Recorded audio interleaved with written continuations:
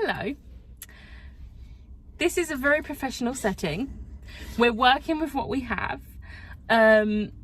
This is literally the only time we have to oh, that's a bright light. This is the only time we have together, and at no point are we going to one of our houses to film, so we are improvising on doing this announcement in Liv's car in a car park. Because we're professionals. I mean, usually we are. Usually we are. But it's time for another round of Royal Readathon. This is the last one for this year. It is, isn't it? Yep. Yes, that is the last one for this year. Don't worry, there'll be more next year. And the idea for this is kind of thanks to Ash and Lisa, because they gave us the idea. And what's the name of this round? Sizzling Summer. You haven't guessed. It's from some spicy tropes. And you do not necessarily need to read spicy books for these prompts. A lot of them are specific to romance books, but not necessarily spicy romance. It could be like happy, cozy, cute romances. And because it's Royal Readathon, you can stretch it if you wanted to do like a high fantasy. Yes, because a lot of these tropes could easily, and there's, to be fair, there's actually some of these that you don't even need to read romance for. No. And as always, because I don't want people asking in the comments like we usually get, you can double up, triple up, whatever you want, as much as you want. And if you think a book is gonna fit a prompt, then it fits the prompt. You don't have to ask us. You don't have to ask us. You have free reign. If you can find one book that fits all of these prompts, impressive, do it. I'm here for that. I'd be quite like looking at these prompts. I would be quite interested to see if there is actually a book that fits all of these prompts. Yeah. Because I don't think there will be. Yeah, I don't think there will be. But you don't have to do all of the prompts either. This isn't a competition one. This is just a standard. Read what you want. Have fun. There will be a form for you to submit your books, but it's not for points, it's just for us to be nosy. We love being nosy. See what you read and how much people read, because the last few times it's been really fun seeing just how much people read. So we're just gonna get stuck in with actually telling you the prompts. So first prompt is, drumroll please, Snow White and the Seven Dwarfs. This one, read a book with a one bed trope. And this is the level of prompts that we'll be giving you this August. Obviously, Snow White and the Seven Dwarfs, they share a house, one bed. Yeah. I mean, there's no other explanation for that. That is the explanation. That is and it can literally be that the book you read has one tiny moment where they have to share a bed. Doesn't even have to be romantically. No. Like, share a little tent. That's technically one bed. Improvise. They don't even have to share the bed. One could sleep on the couch or something, but there has to be the one bed. The next prompt is Beauty and the Beast, read a book with an unconventional love interest. So if you want to go real hardcore on this, you could read like a monster romance. Yes, there will be recommendation videos, or at least from me. Yeah, I'm not gonna lie, I don't really do videos anymore. But it could be any type of like unconventional love interest. I'm trying to think of some examples. There's a lot of examples of things that I wouldn't read. So like best friend's dad and things like that. I know there's like a lot of like darker romance as well. So just like have fun with that one. That's fun. But yeah, monster romance. Just going to also say, technically, human fae romances are unconventional for the fantasy readers out there. That is a very good point. Or vampire and human, werewolf human. It's a shame it's not out yet, because Ali Hazelwood is bringing out a romance book that is a werewolf and a vampire. Unconventional. That works. So yeah. My girl. The next one is The Little Mermaid. Read a book with miscommunication. Funnily enough, she doesn't have a voice. She can't communicate. Miscommunication. Now this is one of the prompts that I will personally be skipping, because miscommunication is one that I absolutely hate with a passion. But I know a lot of people love it, and so it just fitted The Little Mermaid too well not to put it in. But to be fair, almost every single romance has some form of miscommunication. Yeah. So most romances would work for this. Can I just say miscommunication is also not speaking the language? Yes. I'm just thinking about some blue aliens. That would work. Oh my god, I'm going to read the next book in that series. Because there is a communication disconnect between the two. So that works. See? Stretching those prompts. Go for it. The next one is Hercules, read a dark romance. I feel like that speaks for itself. If you think it's a dark romance, it's a dark romance. Like, it doesn't have to be universally dark. Like, there are certain things that I think are dark that other people are like, no, that's not dark. If you think it's going to count for a dark romance, counts for a dark romance. And again, I feel like a vampire romance would be a dark romance. Like any sort of paranormal romance is a dark romance. So there we go. Yeah, I do feel like that one was done for Hades rather than Hercules. Yeah. I'm not gonna lie, I was thinking to Learn My Lesson by Katie Robert. Yeah, that's fine. Next one is Mulan, read a book with forced proximity. I love Shang and Mulan. I love forced proximity. It was like, the reason why we picked this prompt is pretty self-explanatory. Mulan and Shang are kind of forced together when she joins the army. So yeah, any form of forced proximity, it could be stuck in a car, could be stuck in an elevator for like the smallest part of your book.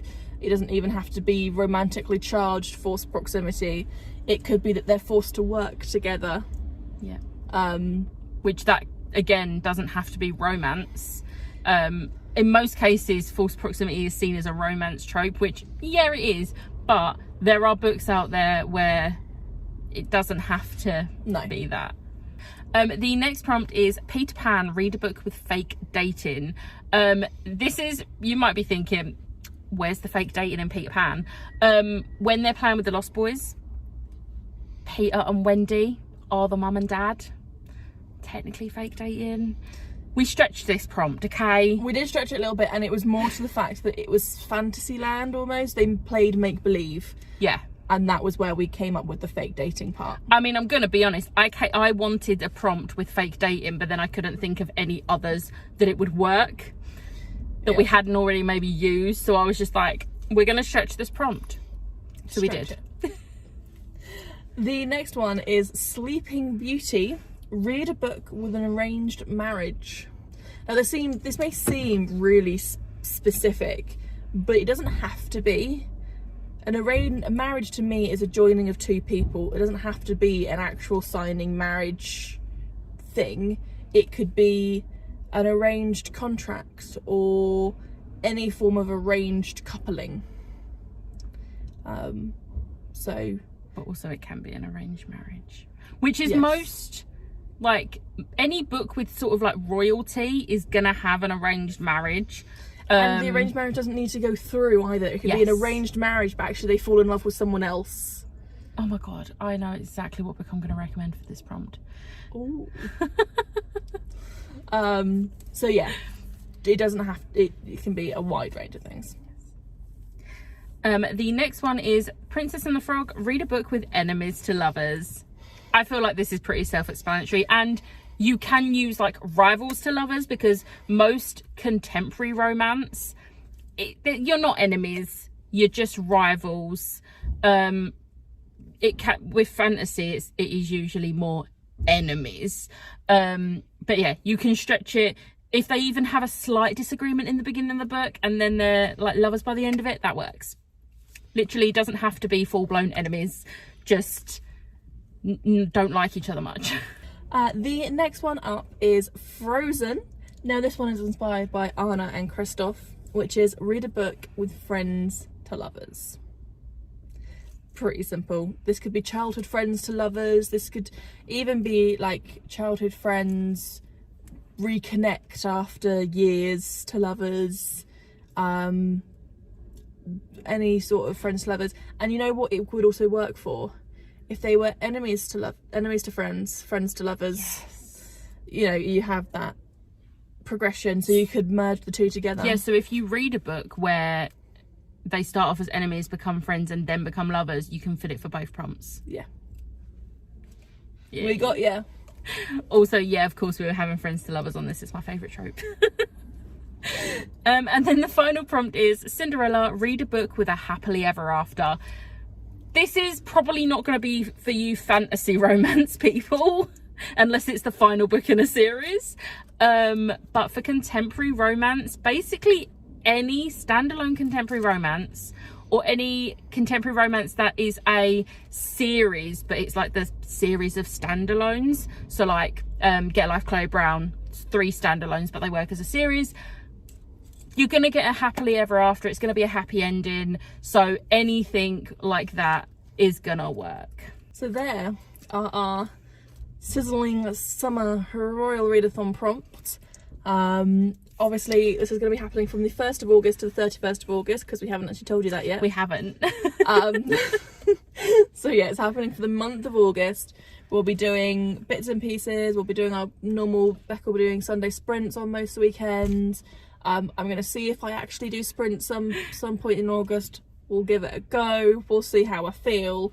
If there's any Sundays where I can't do the sprints, I will most likely do one of the weekdays in the evenings. I think I did that in May, so yeah, I'll do that.